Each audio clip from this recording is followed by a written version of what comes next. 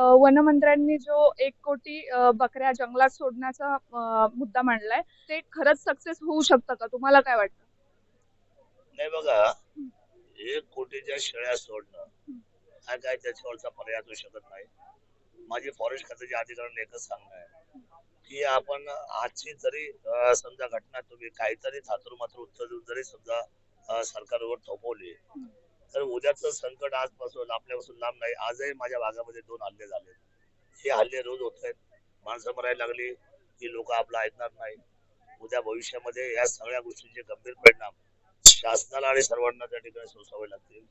त्यामुळे शेळ्या त्या ठिकाणी पाठवणं हे उपाय होऊ शकत नाही. हं, कायम स्वरूपी 2 मोठे रेस्क्यू सेंटर उभं करणं आणि या सर्वांची धरपकड करणं आणि यांना आतमध्ये टाकणं हाच त्याचा एकमेव उपाय आहे. हं, जेणेकरून वाईल्ड लाईफ सुद्धा म्हणतायत की हा शेड्यूल 1 मध्ये आहे, हं, त्याला तुम्ही गोळी मारू शकत नाही, हं, ज्याची तुम्ही नसबंदी करू शकत नाही.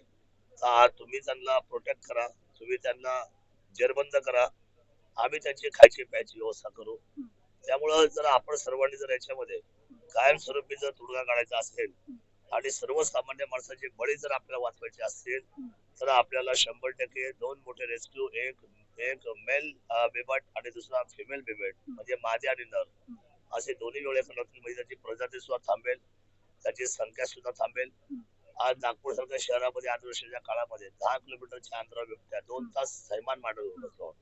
याचा अर्थ असा आहे की हा जंगलातला प्राणी नाही, हा शहरामधला वावरणारा प्राणी झालेला आता आपल्या शेतांमध्ये, आपल्या असलेल्या ऊसांमध्ये हा पिल्लांना जन्माला घालतो. त्याला अरण्य म्हणजे वन माहित नाही, त्याला फॉरेस्ट माहित नाही. हं, तर काही काही लोक एक चुकीची चुकीची विधानं करतात. त्यामुळे याचा सुवर्ण मध्य गाठता येत नाही. हं, आणि मी जे प्रमाण देतोय किंवा जे काही समजा सरकारला जी भूमिका मांडतोय तेच भूमिका अंतिम राहणार आहे. त्याचं कारण असं आहे, हं. ते जर केलं तरच आपल्याला याच्यातून सुटका झालेली मिळेल. नाहीतर अन्यथा अजून किती बळी जातील आणि मग आपल्याला त्या सगळ्या गोष्टीच्या अडचणी वाढतील.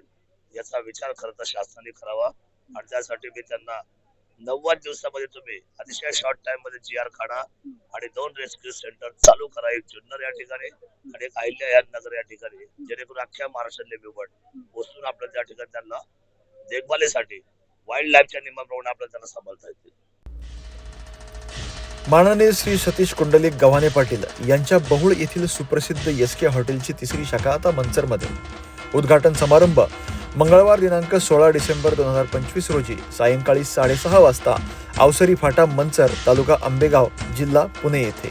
निमंत्रक समीर नवनाथ थोरात, अफजल तांबोळी, रोहन ढेरंगे, निखिल परदेशी, शुभम परदेशी, ऋषिकेश गोसावी.